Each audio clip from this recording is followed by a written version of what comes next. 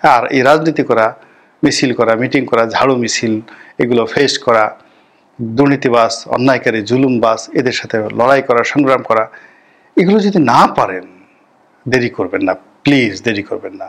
আর অনুরোধ, আমরা আপনাকে সবসময় হাসি মুখে দেখতে চাই, স্মাইলিং ফেস। রাগ করবেন না, রাগ করলে মানুষকে ভালো দেখায় না। আপনি বঙ্গবন্ধুর নাম শুনে, ৭১-এর মুক্তিযুদ্ধের নাম শুনে, ভয় যাবে আমেরিকার যে সাংবাদিক প্রশ্ন করেছে সেই প্রশ্ন শুনে যেভাবে আপনি চোখ গোল গোল করে ফেলেছেন, আমরা এই অবস্থা আপনাকে দেখিনি কখনো। নির্বাচন কি আদৌ হবে নাকি হবে না? এরপর এই যে এখন যারা সমন্বয়ক রয়েছেন তারা কি করছেন? আমরা কি তাদের জন্য অপেক্ষা করব? ধরুন এখন তাদের গড় বয়স ৩০ বছর। আমরা যদি ৫ বছর ৭ বছর তাদেরকে সময় দিই, তারা তো এই ৫-৭ বছরে নানাভাবে নানা কিছু শিখে এই দেশ পরিচালনার জন্য উপযুক্ত হবেন।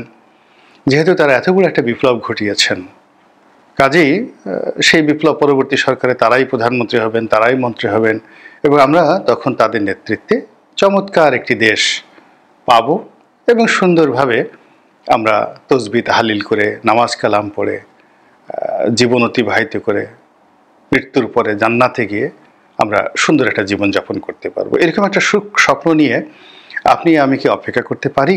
সেরকম কি একটি অবস্থা চলছে, নাকি আমরা শঙ্কা অনুভব করব, অস্থিরতায় ভুগব, কিংবা আমরা চিন্তা করব যে কি ছিলাম, কি পেলাম, কি হারালাম এবং কি হারাতে বসেছি। শেখ হাসিনা চলে গিয়েছে আমরা ৫ তারিখে, আগস্ট মাসের ৫ তারিখে ২০২৪ সনে।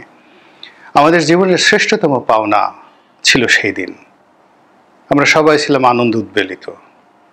দীর্ঘদিনের কোষ্ঠকাঠিন্য যদি পরিষ্কার হয়ে যায়, একটা মানুষের কাছে যেমন অনুভূতি লাগে, একটি নারীর সন্তান প্রসব হওয়ার পর সে যখন সদ্য প্রসূত তার সেই চাঁদ মুখের সন্ততিকে সে দেখতে পায় মাতৃ করে নিয়ে, তার যে অনুভূতি, কিংবা একজন পুরুষ তার সারা জীবনের যে সফলতা যা সে কল্পনা করে, তার ক্যারিয়ার, সেটি যখন সে পেয়ে যায় তখন তার মধ্যে যেরকম একটা অনুভূতি হয়, 18 কোটি বাঙালির মনের মধ্যে ৫ তারিখ বিকেলবেলা ঠিক সেরকম একটা অনুভূতি তৈরি হয়েছিল। তারপর যখন এই সমন্বয়করা এলেন আমাদের সামনে, এদের চেহারা, সুরত, নাম, ধাম যা কিছু এসেছে আমাদের সামনে, সব কিছুই আমরা মনে করেছি এগুলো সব সোনার টুকরো, এদের কোনো বিকল্প নেই, এদের সে কোনো ভালো মানুষের পৃথিবীতে নেই, এরা আমাদের জন্য জীবন বাজি রেখেছে, এরা আমাদেরকে স্বাধীনতা এনে দিয়েছে, শেখ হাসিনার কবল থেকে আমাদেরকে রক্ষা করেছে, আমরা তাদেরকে মাথায় করে নেচেছি। এখন কি আমরা তাদেরকে নাচতে পারছি মাথায় করে নিয়ে? এরপর যখন একটি সরকার গঠন হলো এবং সেই সরকারের কর্তা ব্যক্তিরূপে আমরা যখন ডক্টর মোহাম্মদ ইউনূসের নাম শুনলাম, উপদেষ্টা পরিষদে যখন আমরা আসিফ নজরুল সাহেবের নাম শুনলাম, ডক্টর সালেহ আহমেদের নাম শুনলাম, আমরা আনন্দে একেবারে উদ্বেলিত হয়ে পড়েছিলাম যে না না, এর চেয়ে ভালো কিছু আর হতে পারে না। এইবার হাজার বছরের বাঙালির যে দুঃখ এবং দুর্দশা সব দূর হয়ে যাবে। কিন্তু এখনো পর্যন্ত 60 দিন যায়নি, মানে 60 days নট ইভেন ওভার। আজকে আমি যে ভিডিওটি করছি এটি কবে প্রচারিত হবে আমি জানি না, তবে ডক্টর ইউনূস 8 তারিখে ক্ষমতা নিয়েছিলেন আগস্ট মাসের। তো সেই দিক থেকে আগস্ট, সেপ্টেম্বর, অক্টোবর মাসের 8 তারিখে তার 2 মাস পূর্ণ হবে। আমি ভিডিও করছি আজকে অক্টোবর মাসের 3 তারিখে। কিন্তু এর মধ্যেই আমাদের অনেকের মনে সেই আতঙ্ক দেখা দিয়েছে, যেভাবে সিঁদুরে মেঘ দেখলে অনেক মানুষ ঘর পোড়া গরু ভয় পায় সিঁদুরে মেঘ দেখলে, তা আমরা সেরকম ভয় পাচ্ছি। আমরা অতীতকালে বিভিন্ন মানুষের বিভিন্ন মিষ্টি কথা শুনেছি। এরশাদ সাহেবকে দেখেছি সততার পরাকাষ্ঠা হিসাবে সাইকেলে করে রাষ্ট্রীয় অর্থ বাঁচানোর জন্য তিনি কর্মস্থলে যাচ্ছেন। কি দেবতার মতো মানুষ! তিনি রোজ রাতে স্বপ্ন দেখছেন যে আজ রাতে আমি নামাজ পড়ব বাইতুল মোকাররমে, আজ রাতে নামাজ পড়ব আমি সিলেটে, এবং সেখানে গিয়ে তিনি হাউমাউ করে কান্নাকাটি করে বলছেন যে আমি আপনাদের এখানে এসেছি, আমি স্বপ্ন দেখেছি এই মসজিদে আমি নামাজ পড়ব। এর চেয়ে দেবতা, এর চেয়ে সত্যবাদী মানুষ আর হতে পারে না। আমরা আনন্দ উদ্বেলিত হয়েছিলাম, কিন্তু সেই এরশাদ আমাদেরকে কীভাবে কাঁদিয়েছেন আমরা সেটা দেখেছি।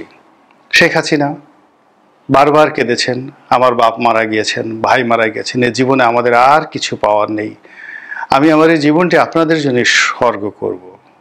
তিনি আমাদের এই জীবনকে এমনভাবে তার নিজের জীবনকে উৎসর্গ করেছেন যে আমরা সবাই তাকে সব কিছু দিয়েছি, মান সম্মান মর্যাদা প্রেম ভালোবাসা সমর্থন সব দিয়েছি।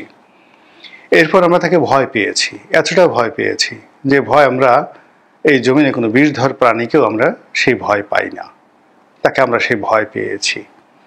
আমরা তাকে অ্যাভয়েড করেছি, দূরে রেখেছি, সব কিছু করেছি, কিন্তু তারও শেষ রক্ষা হয়নি, আমাদেরও শেষ রক্ষা হয়নি। এভাবে আরও অনেক মানুষের কথা বলা যাবে যাদের দ্বারা আমরা ক্ষতিগ্রস্ত হয়েছি, মারাত্মকভাবে ক্ষতিগ্রস্ত হয়েছি। তো সেই দিক থেকে এখন বিশ্ববরেণ্য Nobel laureate doctor Muhammad Yunus তিনি এসেছেন, কিন্তু এর মধ্যে আমরা তার ব্যাপারে ধৈর্য হারিয়ে ফেলেছি।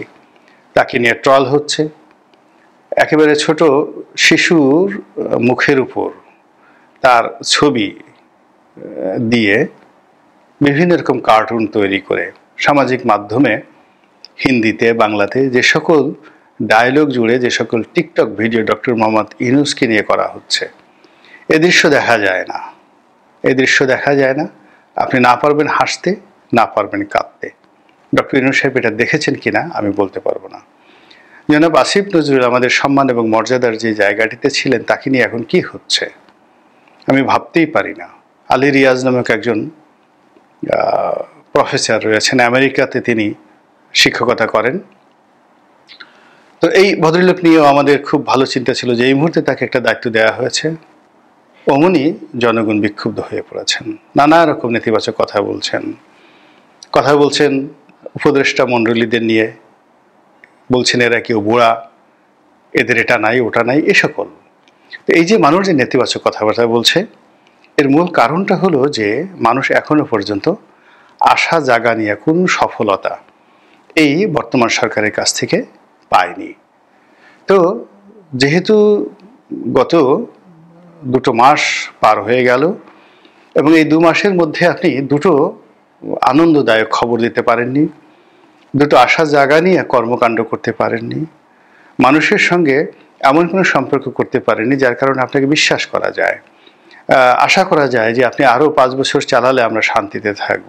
এর কারণ হলো মর্নিং শোজ দ্য ডে। যখন একটা মানুষের শুরুটা হয় চমৎকারভাবে, যেমন ধরুন হুমায়ুন আহমেদের যে বিখ্যাত দেয়াল উপন্যাস, আপনি সেখানে পড়ে দেখবেন শহীদ প্রেসিডেন্ট জিয়াউর রহমান যে সময়টিতে ক্ষমতায় এলেন, ক্ষমতায় আসার সঙ্গে সঙ্গে প্রকৃতি অবারিতভাবে তাকে সহযোগিতা করা শুরু করলো। তার জমানাতে অতিবৃষ্টি হয়নি, বন্যা হয়নি, মারাত্মক কোনো প্রাকৃতিক বিপর্যয় দেখা দেয়নি। কৃষকের গোয়াল ভরা ধান ছিল, গোয়াল ভরা গরু ছিল, গোলা ভরা ধান ছিল, পুকুর ভরা মাছ ছিল। মানুষ যে কাজে হাত দিয়েছে প্রকৃতি সেখানেই সাহায্য করেছে। আর ডক্টর মোহাম্মদ ইউনূস আসার সঙ্গে সঙ্গে একটার পর একটা প্রাকৃতিক বিপর্যয়, ঢাকা শহর বারবার ডুবে যাচ্ছে, চট্টগ্রাম ডুবে যাচ্ছে, ফেনী ডুবে যাচ্ছে, কক্সবাজার ডুবে যাচ্ছে, বরিশাল পটুয়াখালী থেকে শুরু করে দক্ষিণ বেল্ট সাতক্ষীরা, তারপর খুলনা কয়রা, এই সকল এলাকা ডুবে যাচ্ছে, ফসল হানি হচ্ছে, বন্যা থেকে শুরু করে নানা রকম দৈব দুর্বিপাক মানুষের জীবনকে তছনছ করে ছেড়ে দিচ্ছে। এই যে সিগন্যাল, প্রকৃতির সিগন্যাল, ইট মিনস আগামী দিনগুলো ভালো যাবে না। এটা বোঝার জন্য খুব বেশি পাণ্ডিত্য দরকার হয় না। আল্লাহ রাব্বুল আলামিন যখন কোনো জাতিকে, কোনো ব্যক্তিকে সম্মানিত করতে চান এবং কোনো একটি সুসংবাদ দিতে চান, সকালবেলায় সেই লোকের মনের মধ্যে সেই ধরনের একটা শুভ লক্ষণ ফুটে ওঠে, মন ফুরফুরে হয়ে যায়।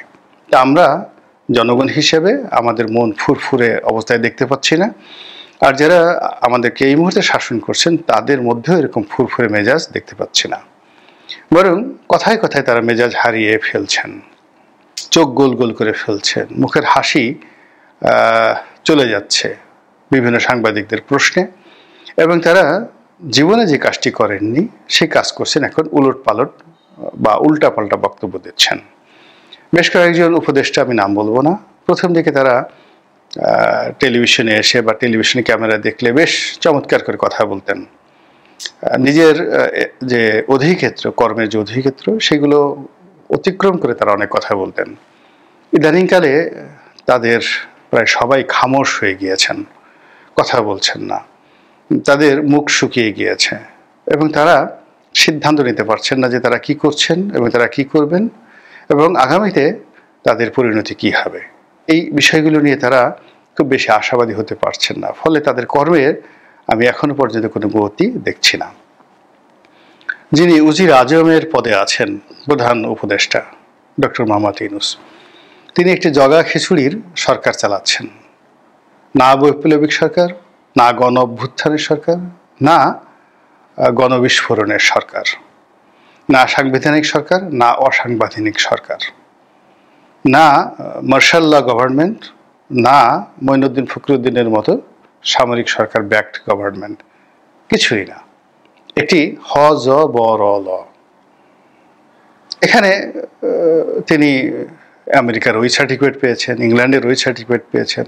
আজ মাহাতির মোহাম্মদের দেশের মানুষ, প্রধানমন্ত্রী আনোয়ার ইব্রাহিম, তার সঙ্গে তার বন্ধুত্ব রয়েছে, তিনি ফোন দিয়েছেন। এ সকল খাজুরি আলাপ শুনে আমাদের কোনো লাভ হচ্ছে না। আমরা দেখতে চাচ্ছি যে তিনি আসলে সত্যিকার অর্থে রাষ্ট্রনায়ক হিসেবে কতটুকু সফলতা দেখাতে পারছেন। সেটি বলতে গেলে খুবই হতাশাজনক। তিনি বেশ কয়েকটি সাক্ষাৎকার দিয়েছেন এবং সব সাক্ষাৎকারগুলোতেই তিনি প্যাচ লাগিয়ে দিয়েছেন। তিনি অ্যাসোসিয়েট প্রেস ইন্ডিয়ার সঙ্গে একটি সাক্ষাৎকার দিয়েছেন এবং সেখানে ইন্ডিয়া বাংলাদেশ সম্পর্ক নিয়ে, শেখ হাসিনাকে নিয়ে, আওয়ামী লীগের রাজনীতি নিয়ে যে সকল কথাবার্তা বলেছেন খুবই আপত্তিকর, অরাজনৈতিক, উস্কানিমূলক। আবার সেই কথার উপর তিনি স্ট্যান্ড না নিয়ে মুহূর্তের মধ্যে গতি পরিবর্তন করে তিনি আবার চেষ্টা করেছেন ভারতে ইলিশ পাঠাতে, নরেন্দ্র মোদীর সঙ্গে বৈঠক করার জন্য, ভারতের সঙ্গে বন্ধুত্ব করার জন্য। ফলে তার আগের যে বক্তব্য সেটা তার জন্য বুমেরাং হয়ে পড়েছে, আর পরে যেটি বলেছেন সেটাও তার জন্য বুমেরাং হয়ে পড়েছে। এর কারণ হলো আপনি রাবারের মতো, আপনি যত বেশি টানাটানি করবেন এটার ইলাস্টিসিটি তত বেশি কমতে থাকবে। ডক্টর মোহাম্মদ ইউনূসের ইলাস্টিসিটিও ঠিক সেইভাবে কমে যাচ্ছে। This is one. এরপর তিনি আমেরিকাতে গিয়েছেন। আমেরিকাতে গিয়ে তিনি বেশ কয়েকটি পশ্চিমা গণমাধ্যমের সাথে সাক্ষাৎকার দিয়েছেন। নিউ ইয়র্ক টাইমস থেকে শুরু করে বেশ কয়েকটি আন্তর্জাতিক গণমাধ্যমের সঙ্গে সাক্ষাৎকার দিয়েছেন। I find nothing. কোনো কিছু সেখানে পয়েন্টিভ ছিল না, টু দি পয়েন্ট ছিল না, পয়েন্টিভ ছিল না এবং প্রসপেক্টিভ ছিল না। কথাগুলো ইংরেজিতে বললাম, পয়েন্টিভ অ্যান্ড প্রসপেক্টিভ ছিল না। বরং সব কিছুর মধ্যে কিরকম যেন একটা এলোমেলো কথাবার্তা, লড়র ভড়র কথাবার্তা, এটা করব, ওটা করবে, এটা হবে, এটা হবে। এরপর তিনি অহেতুক কতগুলো কাজকর্ম করেছেন। সমন্বয়কদের নিয়ে সেখানে গিয়েছেন, ক্লিন্টন ফাউন্ডেশনের সঙ্গে একটা বৈঠক করেছেন, এটার সেখানে 3-0 নিয়ে কথা বলেছেন। তো এখন ক্লিন্টন ফাউন্ডেশনের সঙ্গে বৈঠক করা, বিল ক্লিন্টনের সঙ্গে একটা অনুষ্ঠান করা, সমন্বয়কদেরকে মঞ্চে উঠিয়ে আমেরিকার মাটিতে কথা বলা, বলেন তো বাংলাদেশে 2 পয়সার উপকার হবে? আমাদের ফেনীর বন্যার কোনো উপকার হবে? সাভারের আশুলিয়ার গার্মেন্টসগুলো যে বন্ধ হয়ে আছে, শ্রমিক অসন্তোষ চলছে, কোনো শ্রমিকের ঘরে যে চুলা জ্বলছে না, এবং এই শ্রমিক যারা বেতন পাচ্ছে না, অনেক শ্রমিক, 1-2 নয়, এমন একটা অবস্থা। আমি জাস্ট একটা উদাহরণ দিই। আমার একটা গার্মেন্টস ফ্যাক্টরি আছে, তার পেছনেই বার্স বাংলাদেশ নামক একটি গার্মেন্টস আছে, বেশ বড়, প্রায় 20,000 লোক চাকরি করে, অনেক পুরনো, না হলেও 30 বছরের পুরনো একটা গার্মেন্টস ফ্যাক্টরি। এখন ধরুন সেই গার্মেন্টস ফ্যাক্টরি গত 3 মাস ধরে তারা বেতন দিতে পারছে না। এত পুরনো একটা গার্মেন্টস 3 মাস ধরে বেতন দিতে পারছে না কেন? শেখ হাসিনার জন্য, ডক্টর ইউনূসের জন্য, আমাদের জন্য, অর্থনীতির জন্য। 30 বছর যাবৎ তারা চালিয়ে আসছে, এখন তারা পারছে না। শ্রমিকের সব রাস্তায় 20,000 শ্রমিক, তারা খাবে কি বলেন? এই 3 দিন 4 দিন 5 দিন পুরো রাস্তা তারা অবরোধ করে রাখলেও কিন্তু তাদের তো বেতন হলো না, বিকল্প চাকরি হলো না। এই লোকগুলো করবে কি? আপনি কোটা বিরোধী আন্দোলন করেছেন, তারপরে ক্ষমতায় বসেছেন, আপনার তো খাবারের কোনো সমস্যা হচ্ছে না। কিন্তু এই শ্রমিকদের জন্য যদি আপনি 10,000 মেট্রিক টন 50,000 মেট্রিক টন চাল বরাদ্দ করতেন, যে ঠিক আছে বাবা, আমি রাষ্ট্রের পক্ষ থেকে এই বার্ডস এর যারা গার্মেন্টসের যারা বেতন পাচ্ছেন না 3 মাস ধরে, আমি তাদেরকে 1 বস্তা করে চাল দিলাম, 50 কেজি করে চাল দিলাম। আপনি তো সে কাজ করছেন না।